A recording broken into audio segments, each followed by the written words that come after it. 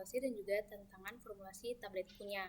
Nah, preformulasi itu berfokus pada keseimbangan antara efikasi farmakologis dan juga kenyamanan penggunaan atau organoleptik yang dimulai dari profil rasa. Tantangan utamanya itu adalah rasa pahit ekstrim dari API yang memerlukan teknologi penyelutan lanjut seperti mikroenkapsulasi.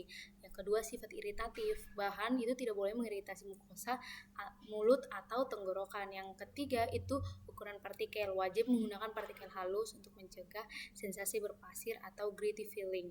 Yang berikut itu stabilitas API harus stabil pada rentang pH saliva 6,2 sampai 7,6 dan tahan terhadap enzim amilase atau tiolin di mulut. Dan yang terakhir itu kelarutan yang terlalu cepat di lidah dapat meningkatkan deteksi rasa pahit. Yang berikut itu konsep dasar dari tablet chewable atau tablet kunyah. Nah, sediaan padat yang tablet kunyah adalah sediaan padat yang dikunyah di rongga mulut untuk fragmentasi mekanik sebelum ditelan. Nah, untuk tujuan dan keuntungan yaitu ada praktis, dapat dikonsumsi tanpa air, onsetnya cepat, mempercepat disolusi karena luas permukaan partikelnya itu meningkat setelah dikunyah, dan juga kepatuhan, sangat cocok untuk pasien disfagia atau sulit menelan, anak-anak yaitu pediatrik dan juga lansia atau geriatri. Nah, untuk karakteristiknya sendiri memiliki profil organoleptik yang enak, tekstur halus, serta kekerasan yang cukup untuk distribusi namun tetap mudah digigit. Nah, untuk kriteria API dan juga eksipien utama itu untuk kriteria API itu memiliki rasa yang dapat diterima atau disamarkan, ukuran partikelnya kecil, kompresibilitasnya baik dan stabil secara kimia. Untuk eksipien utamanya itu yang pertama ada manitol sebagai standar emas sebagai pengisi karena rasa manisnya 70% sukrosa dan memberikan sensasi dingin atau negatif heat of solution dan juga non higroskopis. Yang kedua itu ada sorbitol. Nah, sorbitol itu alternatif manitol yang lebih manis namun bersifat higroskopis. Yang berikut itu ada pemanis dan perisa, itu menggunakan pemanis alami atau buatan seperti aspartam atau sakarin, dan juga perisa biasanya itu bentuknya dalam bentuk spray dried untuk menutupi rasa pahit. Yang berikut itu ada binder atau pengikat, contohnya gelatin atau PVP untuk menjaga integritas tablet. Dan yang terakhir itu ada lubrikan, penggunaannya itu harus dibatasi 0,25 hingga 1,0% agar tidak menutupi rasa atau memberikan sensasi berlemak. Yang berikut itu ada metode pembuatan dari tablet kunyah sendiri. Yang pertama dimulai dari ada granulasi basah, yaitu melibatkan cairan pengikat dengan menghasilkan tablet yang kuat dan juga homogen, namun tidak cocok untuk bahan yang sensitif panas atau lembab. Kalau untuk granulasi kering menggunakan teknik mekanik atau slugging ataupun roller compaction, cocok untuk bahan yang sensitif terhadap air atau panas. Dan yang terakhir itu ada kempal langsung atau direct compression, metode paling efisien dan juga cepat, memerlukan eksipien dengan daya alir dan kompresibilitas tinggi seperti manitol ataupun MCC. Nah, yang berikut itu evaluasi mutu menurut Farmakope. Yang pertama itu ada organoleptik dan juga hedonik. Ada uji rasa, aroma, dan juga warna secara makroskopis dan juga melalui panelis manusia.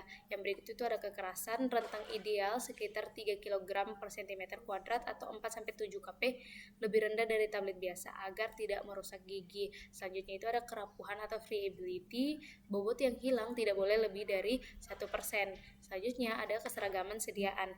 Nah, keseragaman sediaan itu meliputi keragaman bobot sesuai tablet penyimpangan Farmakope Indonesia. Yang berikut itu waktu hancur secara resmi tidak wajib jika label menginstruksikan untuk dikunyah karena penghancuran terjadi secara mekanis. Nah, yang terakhir itu ada keseragaman ukuran. Diameternya setiap tablet itu tidak boleh lebih dari 3 kali tebal tablet. Nah, yang terakhir itu selanjutnya kita masuk ke pertimbangan pemilihan formulasi. Yang pertama itu dilihat dari sifat bahan aktif. API yang pahit memerlukan taste masking, misalnya seperti cyclodextrin atau resin penukar ion. Nah, API sensitif air atau panas itu memerlukan gempa langsung. Nah, yang berikut itu ada target pasien.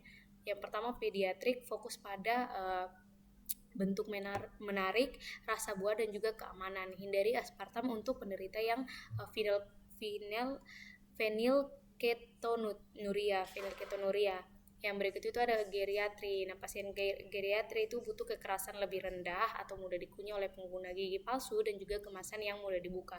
Dan yang terakhir, pasien disfagia itu butuh tekstur pasca kunyah harus lembab dan juga kohesif agar mudah ditelan. Dan yang berikut itu tujuan terapi, efek lokal seperti atasida membutuhkan disintegrasi cepat di lambung, sedangkan efek sistemiknya itu butuh bioavailabilitas yang tinggi. Nah, untuk masalah umum dalam formulasi dan juga produksi itu yang pertama ada capping atau lamination. Penyebabnya itu tekanan terlalu tinggi dan juga udara yang terjebak di dalam tablet. Nah, solusinya kurangi tekanan atau atur kecepatan kempa. Yang berikut itu ada sticking atau picking, itu granul lembab dan juga kurang lubrikan, itu penyebabnya. Dan untuk solusi kita bisa keringkan granul atau tambah lubrikan. Untuk rasa tidak enak itu penyebabnya taste masking yang gagal. Untuk solusinya evaluasi ulang pemanis atau perisa. Untuk kekerasan rendah penyebabnya itu kompresibilitas rendah. Solusinya kita bisa menambahkan binder atau kurangi lubrikan.